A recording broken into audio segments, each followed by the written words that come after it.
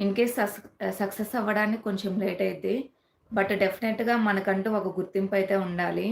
So, అందుకని జెప్పేసి నేను యూట్యూబ్ ఛానెల్ అయితే స్టార్ట్ జేశాను. మనమంటూ మనమేంటో, మన క్యారెక్టర్ ఏంటో సో, అంటే వస్తుందిలే గానీ కొంచెం నెర్వస్‌గా ఉందన్నమాట.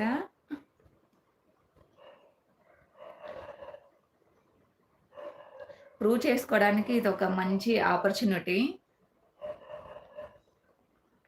ఇంట్లో కూర్చొని ఖాళీగా ఉండకుండా మేబీ ఇలా చేస్తే మనకంటూ ఒక ఉంటది గదా!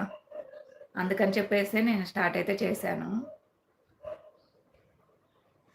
యాక్చువల్‌గా జాబ్ చేయాలనుకున్నాను. బట్ మా పాపనొదిలేసి నాకు వెళ్ళాలనిపించలేదు. అటెంప్ట్ అయ్యాను ఇంటర్‌వ్యూస్‌కి కూడా.